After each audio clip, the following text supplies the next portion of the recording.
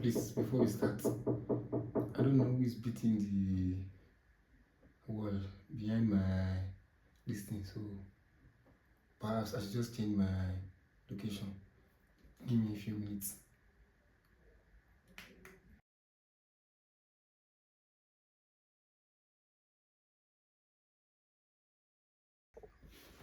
Yes, I think this is a little bit better. So this is day 5, yes, day 5 of showing up daily, and today's date is 25th or 26th. I lose track of dates. Give me a second. Okay, yes, today is 26th of June 2025. Yes, 5 days of showing up consistently. So today, yeah, okay, let me start from last night here. So remember I said I was going to take a walk last night. Yeah, I took the walk, but then I did not actually take the walk to go on a walk. I took the walk because the sawdust I use for my cat's litter box, I don't know why she does not use the normal litter. I've tried using it for her before, but she just pinpoint her legs like this and work around, and she just shit where she's not supposed to shit.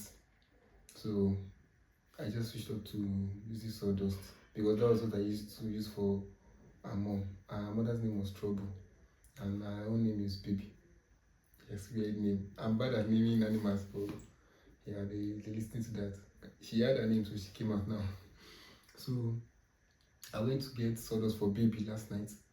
Then when I came back, I took some rest. And I can't remember what I precisely did. Okay, yeah. I went out to get bread. Yeah, I went out to get bread. I was supposed to make toast bread yesterday, but I was unable to get sliced bread. And I cannot go through the stairs of cutting bread because earlier that day, I had sliced my thumb when I was cutting orange. So I had to just make do with what I had. I had the bread like that. I wanted to prepare egg sauce, but I was too tired. So I did not put out to prepare egg sauce. I just prepared. I just warmed the stew that was at home.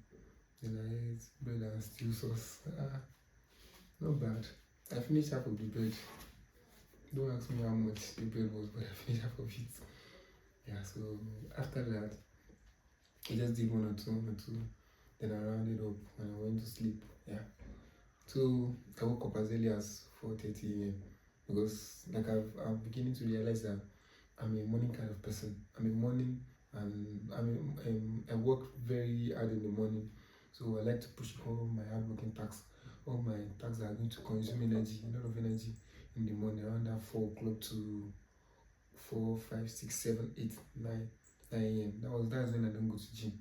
When I go to gym, I like to leave it around late in the afternoon to close to the evening. But that late in the afternoon, I usually feel sleepy, like so. So I'm not always productive in the afternoon. So I did some work. So what did I do this morning? I opened my PC. I finished everything I did yesterday. Yes, come. Yes. So I did some of what I was doing yesterday. I rounded them up. Then I move on to creating projects because I knew I need to create more projects, especially since I was reaching out to more clients. So I need to put out more work for them to see. But it does not actually mean I have to put more work. I have to put out more work that is aligning with what I'm trying to provide to them, to their value. Yeah. So I have to put out more work that is aligning to that. So what did I do? I just went to somebody just sent me a photo. Give me a second. 2072. Okay, my mom just sent me photos. Okay, yeah, I'm applying to available. So I created 3 separate projects actually. So 2 was meant to mimic Apple because the type of people I'm reaching out to are the type of people that need people attention. They need to grab attention fast, ASAP, without losing any momentum. So I'm watching Apple's keynote from over the year. Example, there was a slide where Tim Cook, where it was represented when they were talking about when they were talking about the total amount of hours an iPhone has. I think that was early 20, 2017. Yes, that was early 2017. The presentation they had, Tim Cook made them was was way too simple, and it passed the right message across. Honestly, I was like, wow, how can something be this simple and still pass the right message? That was when I realized that, yeah, everything is not all about cluttering your slide. It's about decluttering it and keeping it one sentence, one point at a time, which will help to drive more this thing up, especially when you're doing TED Talk. It is very essential. So I realized that, then I picked that day. So the particular slide I'm talking about is where they showed 5 hours. It represented 5 hours. I think it was two columns. Yeah, two columns. This is a 16 by 9 slide. Then the 16 by 9 slide is divided into two. Inside that division that is divided into two, there are two little columns that are placed in the middle. They are placed in the center, in the middle of it vertically aligned, in the middle of it horizontally aligned. It was just in the center and they were small. Imagine placing an iPhone inside. Imagine placing an iPhone on a laptop screen. Yeah. So that centerpiece, that was where it was. Then they divided it to two. The left side was showing the battery bar, and the right side was showing 5 hours. I was like, what the fuck thought of something like this? Never in my 100 years, if I live to 101 years, never will I ever think of doing something like that, because it looks simple, but then simple actually get the job done. So I was like, okay, I'm going to implement that. So there also too, I realized that they don't use bullets. Normally, when you want to make a bullet point on PowerPoint or any Microsoft or any Google Docs word, once you add number one or add dots like this at the front, and you just automatically click space, it automatically aligns it as a bullet. So anything you add on that is going to be bullet. So everything is going to have dot. I realized that thing reduce anticipation, and it also make people to be less to how will I put it? There's this particular English I'm trying to use. Yeah, it does not allow people to want to go more, because they were like, okay, this is list. Why are they listing all this thing? I'm tired of seeing all this list. People like to see new things every day. There's something that I say that people like consistency. It's a lie. People don't really like consistency. People like to see new things every day. There are some aspects where people like consistency, so those aspects beg to differ. But when it comes to interrupting people's mind, getting people to do what you want them to do, persuading people, you need to show them something that they've never seen before. And Apple is very good at doing that. They have been very good at doing that. So why did they do? They don't have bullet point. They just list everything.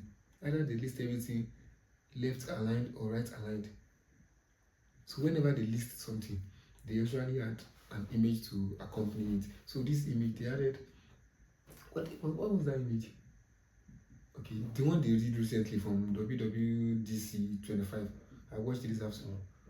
I watched it early this morning.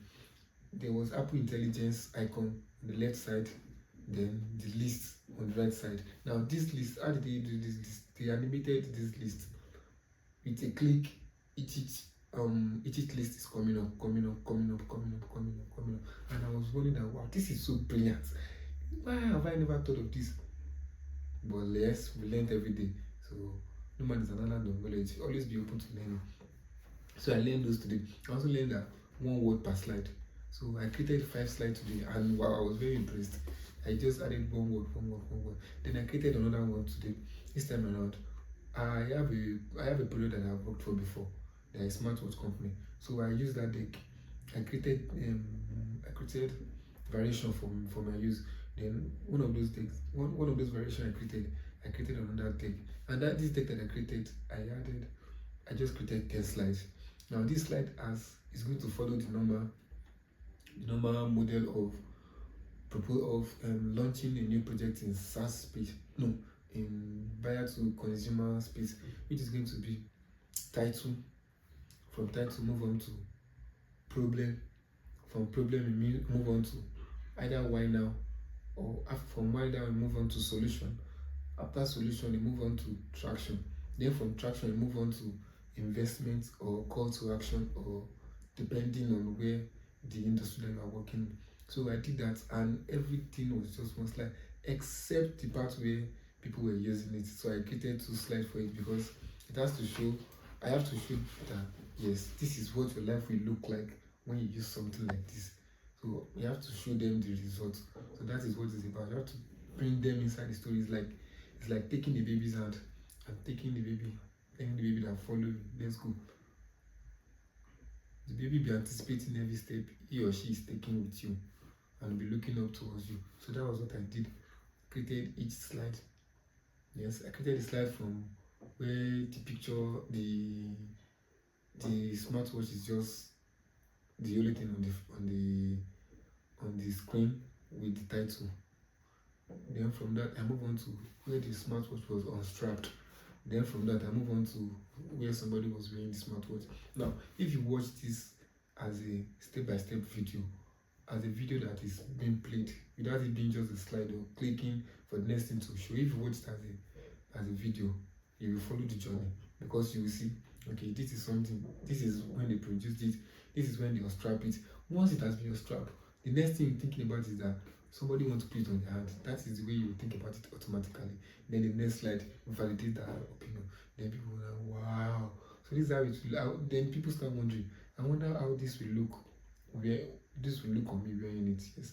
And during this slide creation process, so I noticed that Apple usually use emotional words, terminology like beautiful. They are able to make you feel beautiful. Something is beautiful. Make you feel powerful. The battery life is powerful. Etc. Just go. If you have the time, just go through Apple product description. You will notice there is a lot of emotional word: powerful, strong, beautiful. They just use this emotional, make you fall in love. Etc. Apple have sense now. Tim Cook, yeah. Tim cooks a lot. Yeah, cooks a lot. Yeah. So moving on from that, I created infographics too. Yeah. And these infographics are just for listing, but I created them in variation. Nothing much talked about. I just created eight infographics based on different topics under the same particular niche, because yeah, I'm niching now. Why not? For me to be very expert at what I do, I have to niche down. And because of this niching down and I'm niching down, that's one of the reasons why I'm still why I took a course, why I registered for data analytics here, to study as MSc. Yes. So moving on from that, our cat. My cat is very clean. I don't know why, she just wants to be with me every time. So moving on from that, around 10:30 a.m. Everything I said I did around in the morning. So for you to know how productive I'm always in the morning. So I love working in the morning. ASAP. I get everything done as soon as possible. But moving on to 11:30, I started noticing some misdemeanor in the network. I'm using Glo, by the way. The thing that happened today has happened once in a while, like maybe once in 2 months, once in 1 month, etc. like that. But I knew I had patience today. I knew I had patience before, but this one today was extraordinary, because from 11:30 my network just went off. It's either my Wi-Fi showed WCDA, which is 3G, or LTE and 1 bar. Now that 1 bar is supposed to be good, right? But where it frustrates me is when I will see upload and download rate. Upload rate is maybe like 0.01 kilobyte per second. Download rate is 0.0 kilobyte per second. I just keep refreshing, and I had to increase my price on Upwork, because normally I left it at 38, but then I realized that the value I provided to a client recently, which is them helping them get $50,000 in funding, and this is not the first time I'm providing value. I've provided values before, but I needed to solidify and be sure that what I do, the way I take my approach actually works. Because if you're not sure of yourself, you doubt your pricing. So Then I lifted it to 45.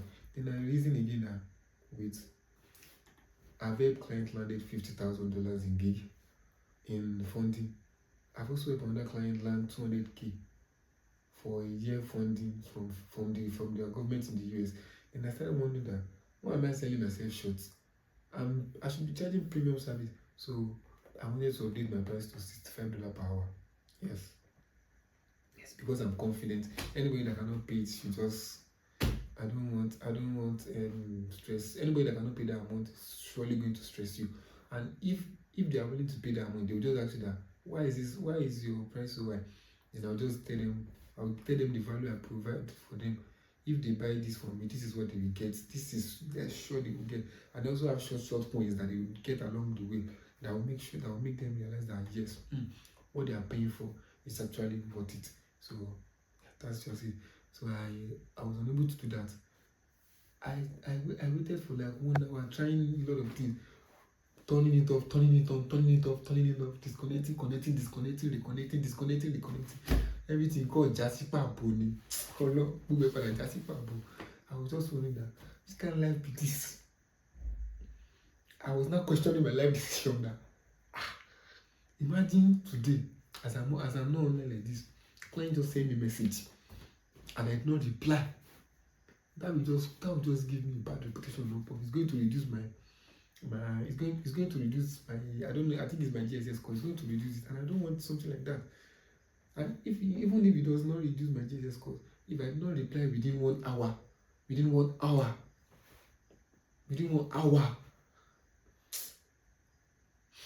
what could happen is that if it was an invite and I did not reply to that invite within 1 hour, one thing Upwork realizes is that, yeah, I'm not serious. So Upwork will not suggest my profile to people that search for that particular terminology that I'm going for.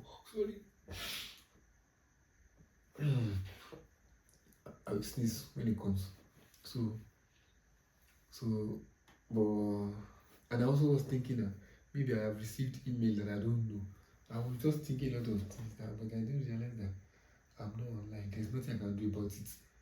But even when I want to buy data, I have to be online to be able to buy data. I don't like borrowing from network provider. That's why I cannot borrow from Airtel, because I dislike Airtel a lot, but I've been using it for a long time, so I have to just stick with the SIM to use this call. So when I see that things were not shaping up, I just decided that, well, let me just go and have my bit. So I went to have my bit. I carried my laptop. I went to PowerPoint. I did some listing. Now there are some images I need to create online, but I was unable to create them. So I just left everything together. I went to take my bread. I went to eat the remaining bread. And that bread was so cold when I ate it. I was in the fridge. Stew.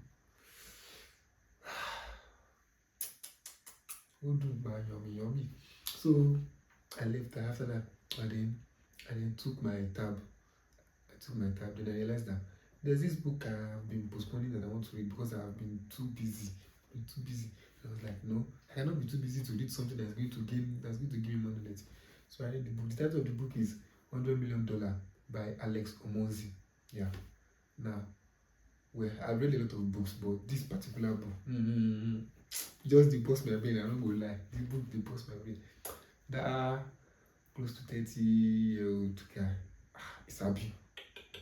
He should be 30 now. I'm not sure. I think, yeah. Yeah. That guy is it's too good. It's too good. Forget about everything that you've seen online. But when I read through his story, his life story, I realized that there's a part of him that I have been there before, and there's some part of him that I am currently in right now. For example, he mentioned about self-doubt there, because he said how to sell things. Basically, what the book is just about is how to sell what you do for a shitload of money. Selling just what you do for a shitload of money and making people pay for it.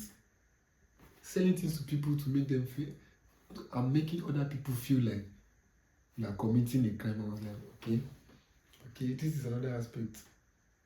Okay, imagine me selling pitch deck creation for somebody else. at $10,000. Yeah, sound egregious, right? Yeah. But when you read this book will validate everything that you need to know. It also let you know the stage you need to be, the stage you are in for you to be able to know, yeah, you sell this thing, because you have to separate yourself from the main market. You have to be different from everybody, because everybody can sell everything at a discount. Anybody can sell anything at a discount. You can just put up something and say that normally the original price is $50, but then you put on that $99, $99.99. You know, right? Slash from $150. Who will not buy that? People will be willing to buy because they see discount. It's just normal. But only a crazy person can sell something for premium, and that hits me. Yes. There was a statement I had on my Upwork account, on my Upwork profile, that when I started charging $45 per hour, the price tag I put there was a statement that said, now working at 45 per hour, old client stays at 40. That means I'm giving them discount. So I realized that, wait, so that means I'm selling myself short. I should be charging everybody less, everybody the same thing. So now I've increased my price to $65. I've increased my price to $65 because, yes, I'm actually worth more than $65, but that's the start. Yes, once I see that I'm scaling up, I'm not looking back. Yes, I don't want to be broke again. Because what is the essence of working as a freelancer and living hand to mouth? One, and just making enough gross profits, to the extent that once you start removing the prices of data, the prices of housing, the prices of stress, the cost of everything that you invested in that work, what you have left is just 10% of the work. Imagine, is that good? Now, let me tell you something about gross profit is the amount you make. Let's say you got a client and the client pay you $1,000. Now, the cost of placing an advertisement to get that particular client that you got for $1,000 was $100. So the gross profit that you make from that client is $900. That's gross profit. Now, you've not removed price of data, you've not removed price of transport fare, you've not removed price of resources that you're using. If you're a graphic designer, you either use Canva Pro, you're not using Canva Pro, you're using Adobe. If you're not using Adobe, you're using InDesign. If you're not using InDesign, you're using, what do you call this? If you're not using InDesign, you're using, how do I forget this? You're using Microsoft PowerPoint. If you're not using Microsoft PowerPoint, you're using Gamma. If you're not using Gamma, there are a lot of tools, tons of tools out there that you have to use. You're using Mira. If you're not using Mira, you're using Mara. If you're not using any of those, everything now has a price on it. So for you to be successful, you have to be using one of those things that has price on it. You're using Photoshop. You're not using. So by the time you calculate all those amount of money that you're going to pay to them per month, how much will remain? Think about it, how much will remain? So you have to make sure that the profit, the net profit, the margin between the net profit is wide, so that you're not be living hand to mouth every month. So that was what I just thought that, okay, I just need to scale this. I don't need to look back again. I have my proof already. So I don't need to look back again. Anybody that can know who I am, it's their loss. I cannot go down. Other people can go down. I'm not in this race I'm not in this race to go for the bottom. I'm racing to the top. So yes, I'm not doing competition to race to the bottom. That was before. Yes, I've charged $5 per hour before. Yes, I've charged $5 for 2 hours before. Yes, my first work on Upwork was $5. Yes, $5. Yes, $5. My first work on Fiverr was $5. Yeah. So my first work on Fiverr was $5. The next work on Fiverr was $40. That was not per hour. That was $40 for just one project, and that project took me about 1 hour. Yeah. So you need to read a lot of books for you to have more perspective. So I recommend that Alex Omozi book titled $100 Million. It is free. If you need it, You can just say, you can just reply in this comment section. I will find a way to get it to you. Just let me know. The book is, I need you to read that book. The book is just 138 pages. Yeah, I'm currently on page 62. And already, I'm already planning strategy to attack with my clients. Yeah, because I currently have a client that just sent me a message now, so I'm going to use that strategy on them. I'm not going back again, because if I'm going to make it, let me make it big. I need to make money that once I make it, I can decide to rest for 2 months without doing anything. If I want to rest, but I'm not resting yet. Yes, I need to make money that will be enough. I need to make money that I will have, that half of the money will be enough to cater for the master that I want to, that I'm currently enrolled for the whole session I'm going to be doing it for. I still have another money left. If I decide to study another degree that will still cater for everything, then still have another something else for me to take care of myself. I'll still be looking young and fresh and beautiful and still be doing crazy things. So that's the goal of freelancing, to be able to have freedom. Yes, that was the main reason why I did, because I don't think I can stand 9 to 5. I've done it before, but I don't even think I did 9 to 5. I did 8 to how many hours? 8 to 5. 8 to 5. How much was I paid? I was paid 15,000 every month. And I was a copper then though. Even before I was a copper then, after I finished secondary school, I went to teach in a school. That was 8 to 4. 8 to 4 years. I took extra lessons too. 8 to 4.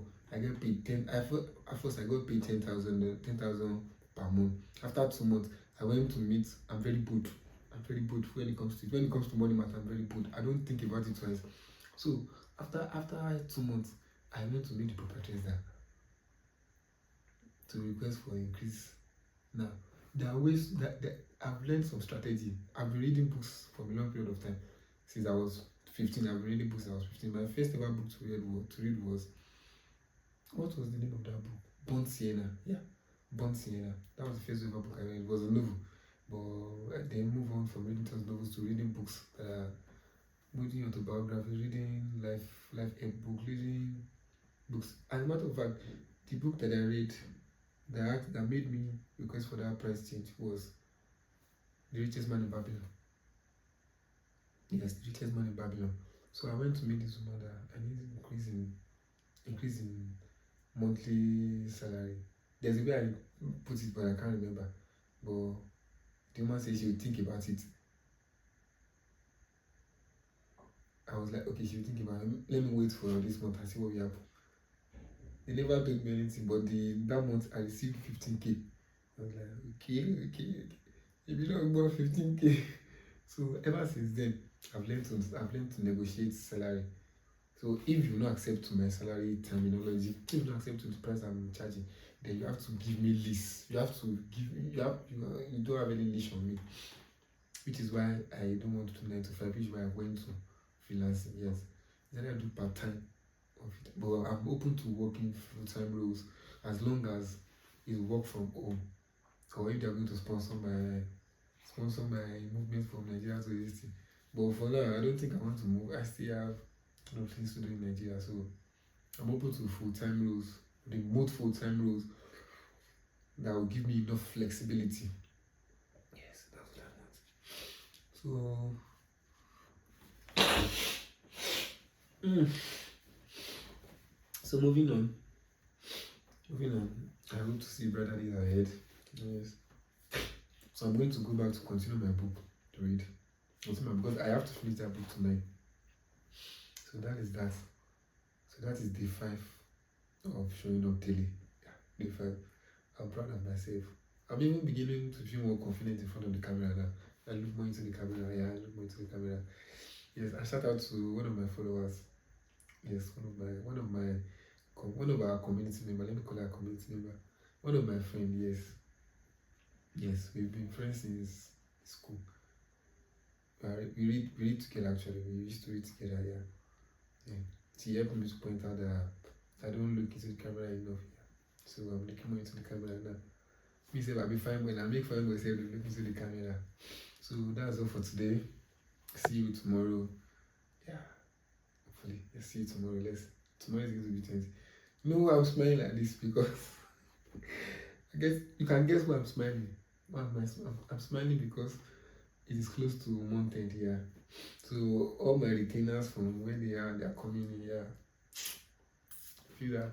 But when it comes in, I want to buy a MacBook here. I want to buy a MacBook. And I have to buy it between this month and next month. It's 3 months. Because my laptop, and when I power it on, the laptop is still working fine, perfectly fine. When I power it on, it's like helicopter wants to take off. I don't say,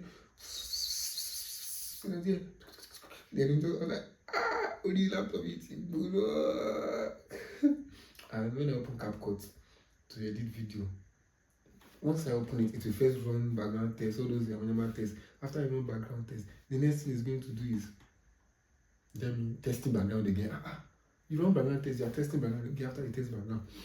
Once it's open again, I have to, after I click on create this thing, it just take.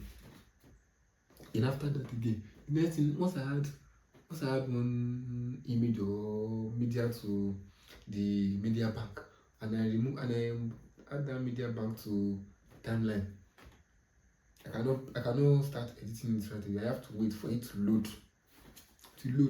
And that loading is like 1 to 2 minutes. So you see, if you cannot pay premium for something, you pay for something that will take the premium out of you.